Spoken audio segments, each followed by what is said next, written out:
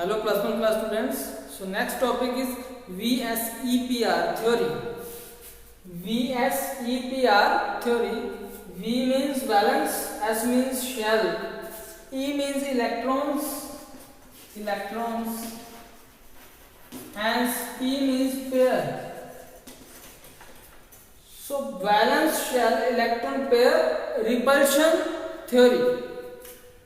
R means repulsion. So valence shell electron pair repulsion theory, very important theory. This theory actually describes some rules, tells us some rules to draw the shape of a chemical, draw the shape of a molecule. So कोई भी molecule है उसकी हमने shape draw करनी है, तो उसके लिए जो हमारे को एक गाइडलाइंस देती है वो है VSEPR थ्योरी. तो क्या है ये थ्योरी? इसको हमने अभी क्या करना है, डिटेल में स्टडी करना है. Valence shell electron pair theory. तो इसको थ्योरी को समझने से पहले आपको ये जानना होगा कि जो वैलेंस शेल इलेक्ट्रॉन होते हैं वो दो तरह के हैं. एक होते हैं बॉन्डेड इलेक्ट्रॉन्स और दूसरे होते हैं बच्चे नॉन बॉन्डेड इलेक्ट्रॉन्स. सो क्या डिफरेंस है bonded and non bonded electrons में? What is the difference between bonded and non bonded electrons? इसको अगर समझना तो आपको एग्जांपल देनी पड़ेगी हमें. जैसे हमें H2O मॉलिक्यूल को ले लेंगे. कौन से मॉलिक्यूल को लेंगे हम? H2O. तो H2O में अगर आप इसका नंबर ऑफ बॉन्ड पे लॉन्ग पे देखें तो H2O में दो बॉन्ड बनते हैं. OH दो H के साथ बॉन्ड बनते हैं ऑक्सीजन के. तो एक बॉन्ड को बनने के लिए दो इलेक्ट्रॉन चाहिए, एक बॉन्ड को बनने के लिए दो इलेक्ट्रॉन चाहिए. तो ये जो दो इलेक्ट्रॉन है इस बॉन्ड के सेंटर में, तो इनको हम बोल देते हैं बॉन्डेड इलेक्ट्रॉन्स. ये क्या है? बॉन्डेड इलेक्ट्रॉन्स, या इनको हम बॉन्ड पेयर्स भी बोलते हैं. बॉन्ड पेयर्स, इनको हम बॉन्ड पेयर भी बोलते हैं. और कुछ ऐसे इलेक्ट्रॉन भी वैलेंस इलेक्ट्रॉन होते हैं जो कि बॉन्ड फॉर्मेशन में हिस्सा नहीं लेते. जैसे कि ऑक्सीजन के ऊपर एक लोन पेयर, ये दूसरा लोन पेयर, ये किसी बॉन्ड फॉर्मेशन में जो पार्ट नहीं ले रहे हैं. ये ऐसे ही इसके ऊपर यहाँ इलेक्ट्रॉन पेयर है जो ऐसे ही इसके जो ऑक्सीजन है इसके ऊपर लाई करते हैं. ये किसी बॉन्ड फॉर्मेशन में टेक पार्ट नहीं करते. तो इनको हम बोलते हैं non bonded electron because they are not involve in any kind of bonding. That's why we are calling it non bonded electrons. तो इन्हीं नॉन बॉन्डेड इलेक्ट्रॉन्स को हम लोन पेयर भी बोल देते हैं. और इन्हीं बॉन्डेड इलेक्ट्रॉन्स को, ये नॉन बॉन्डेड को हम लोन पेयर बोलते हैं और बॉन्डेड को बोलते हैं बॉन्ड पेयर्स.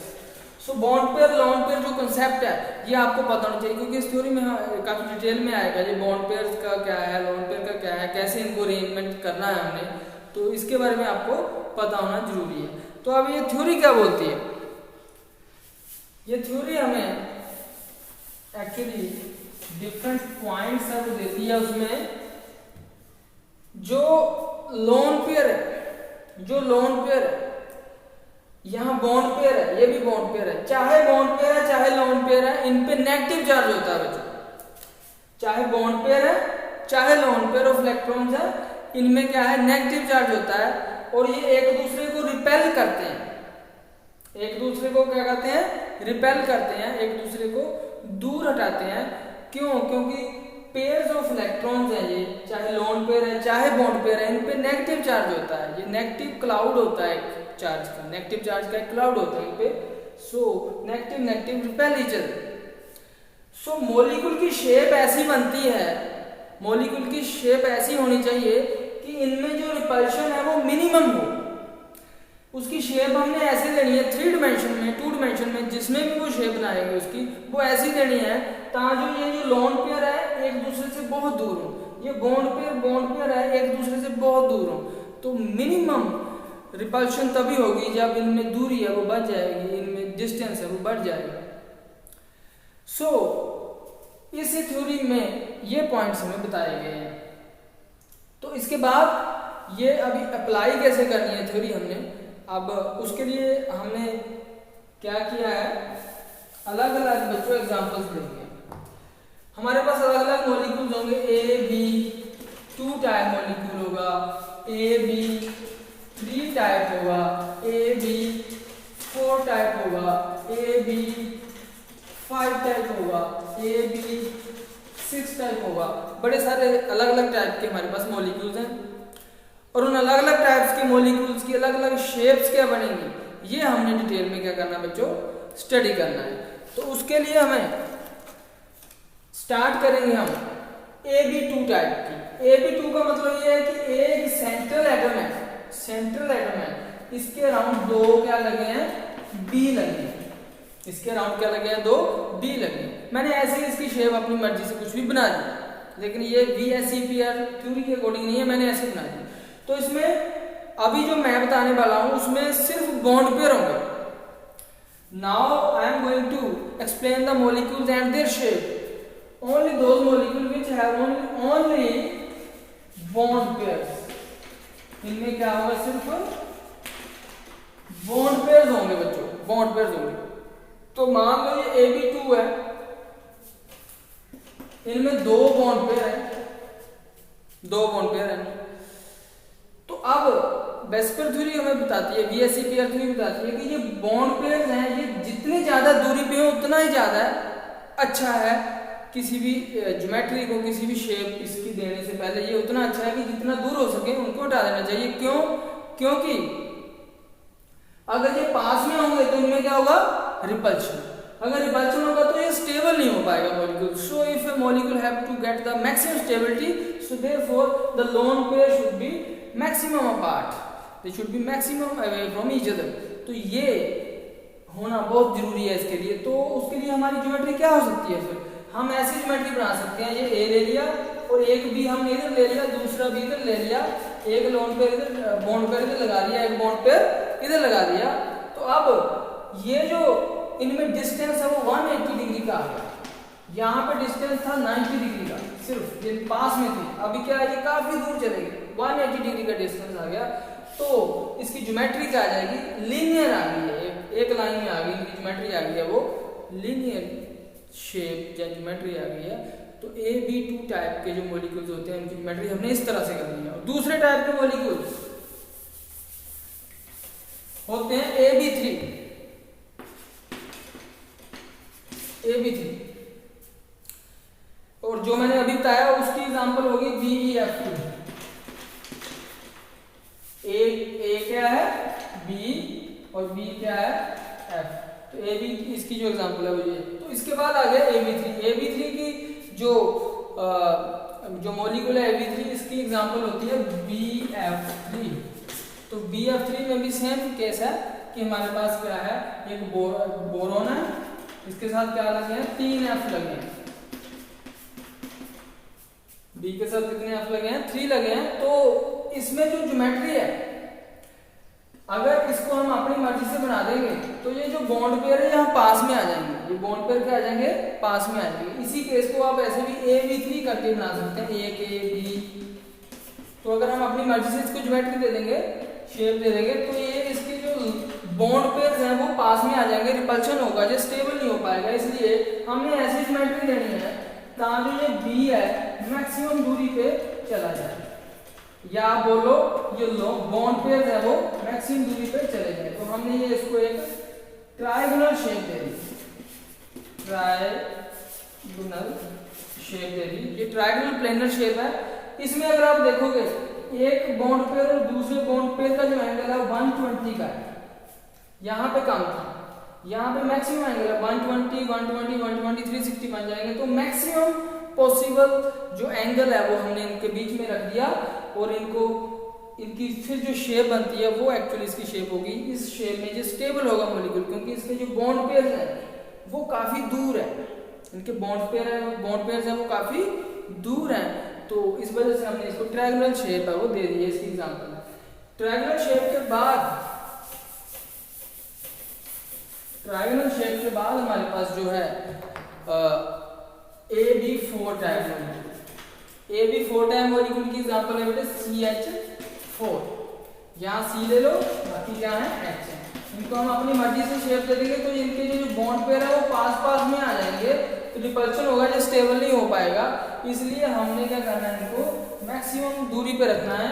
तो उसके लिए हमें 3 डायमेंशनल एक शेप जो है साइंटिस्टों ने जो ड्रॉ की है, 3 डायमेंशनल शेप है, उसका नाम होता है टेट्राहेड्रन।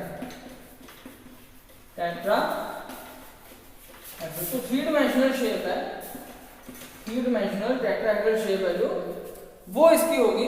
उस शेप में ये एक एच यहाँ आएगा, एक यहाँ आएगा, एक इधर आएगा, एक इधर आएगा। तो ये 3 डायमेंशनल जो शेप बनती है, तो इसमें सभी जो बॉन्ड है, बॉन्ड पेयर है, सभी जो बॉन्ड पेयर है, इनमें जो एंगल बनता है वो बनता है 109.5 डिग्री का। सो ये एंगल बनता है 109.5। तो ये एक ऐसी शेप है टेट्राहेड्रल जो 3 डायमेंशनल है, तो इसमें जो एंगल है वो 109.5 डिग्री का बनता है। तो ये शेप किसकी होती है बच्चों? ये उसकी होती है जिनमें AB4 या CH4, जिनमें 4 बॉन्ड पेयर होते हैं, जिनमें 4 क्या होते हैं बच्चों? बॉन्ड पेयर्स होते हैं। तो ये इनकी शेप है। इसके बाद आ जाता है AB5। AB5 में क्या होता है? जिसमें जैसे कि एग्जांपल AB5 की PF5, AB5 की एग्जांपल है PF5। तो इसमें क्या होता है, मान लो एक P है तो इसके साथ क्या लगेगा 5 F लगेगा। तो आप कुछ कोई भी इसको ऐसे शेप नहीं दे सकते, क्योंकि आप कोई भी दे दोगे तो इसके जो बॉन्ड पेयर हैं वो पास में आ जाएंगे, रिपल्शन होगा, इनस्टेबिलिटी होगी। तो इसकी कोई भी शेप आप नहीं दे सकते, इसको एक खास शेप देनी पड़ेगी। वो शेप क्या है, उसका नाम क्या है, ये आपने अभी लेना है। ऐसे हमने एक ट्रायंगल बना लेनी है, उस ट्रायंगल के सेंटर में हमने रखना है, जैसे मान लो A है या P कर लो, उसको सेंटर में रखना है। बाकी 3 इसके साथ जो बीयां लगा लेने हमने हैं ऐसे इस ट्रायंगल, इनका एंगल क्या होगा 120। सो 5 यहाँ B है, 5B में से 3 तो हमने इस ट्रायंगल के कॉर्नर पे लगा दिया। सेंटर में हमारा A है, सेंट्रल जो एटम है A है, तो ये इनमें 120 डिग्री का फर्क पड़ गया।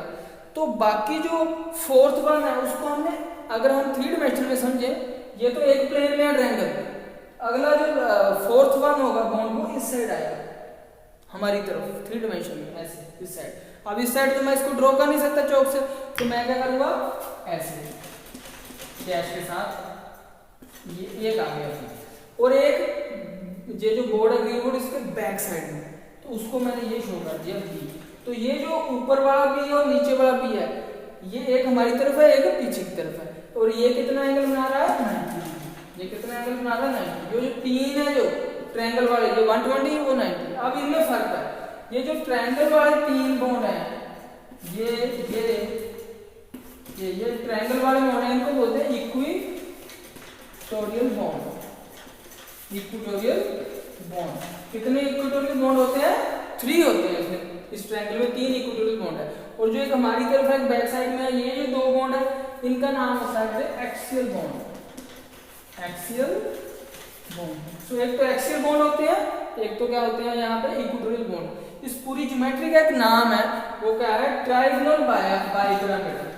ट्राइगोनल बाइपिरामिडल, सो इसका जो नाम है ट्राइगोनल बाइपिरामिडल ज्योमेट्री का। इसमें 3 बॉन्ड है, जो उनमें जो एंगल है वो 120 का, जो 2 बॉन्ड है बाकियों से उनका एंगल है 90 डिग्री का। जो ट्रायंगुलर बॉन्ड है ये 3, उनको इक्विटोरियल बॉन्ड बोलते हैं। और जो 2 बॉन्ड है ऊपर और नीचे, उनको बोलते हैं एक्सियल बॉन्ड। तो ये है मटेरियल में AB5 का। उसके बाद आ जाता है हमारे पास AB6 type molecule. AB6 type molecule. तो AB6 टाइप मॉलिक्यूल में क्या होता है बच्चों, जैसे यहां पे आ जाएगा AB6 और यहां पे एग्जांपल आ जाएगी उसकी SF6।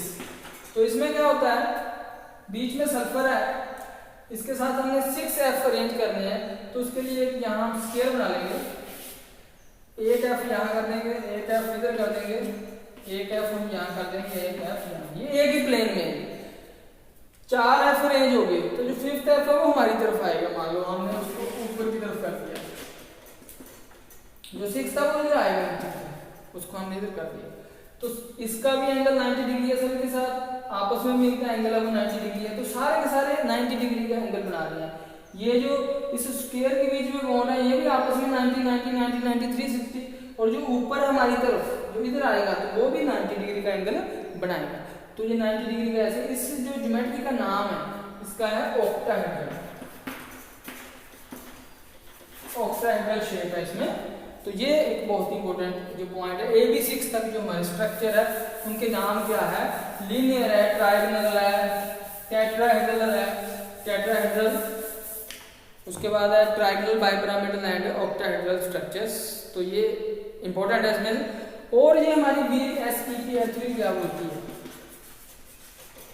BSEPR थ्योरी ये क्या बोलती है, ये बोलती है लोन पेयर, जो लोन पेयर होता है और lone pair repulsion, lone pair repulsion is maximum, सबसे ज्यादा रिपल्शन होता है लोन पेयर। जैसे कि हमारे पास था ऑक्सीजन, यहाँ था H, यहाँ था H, तो यहाँ पे 2 बॉन्ड पेयर थे और 2 क्या थे, लोन पेयर। तो लोन पेयर जो रिपल्शन होता है वो सबसे ज्यादा होता है, उससे कम होता है लोन पेयर बॉन्ड पेयर, सबसे कम रिपल्शन होता है बॉन्ड पेयर। तो अगला स्टेप ये है कि lone pair repulsion is the highest, after that lone pair bond pair repulsion, उसके बाद आ जाएगा बॉन्ड पेयर रिपल्शन। सो सबसे जो हाईएस्ट रिपल्शन होता है, सबसे ज्यादा रिपल्शन होता है वो लोन पेयर के बीच में होता है, दोनों के बीच में बहुत रिपल्शन। उसके बाद आता है लोन पेयर बॉन्ड पेयर, उसके बाद आता है बॉन्ड पेयर रिपल्शन। तो ये भी एक सीक्वेंस है, इसको भी आपको पता होना चाहिए।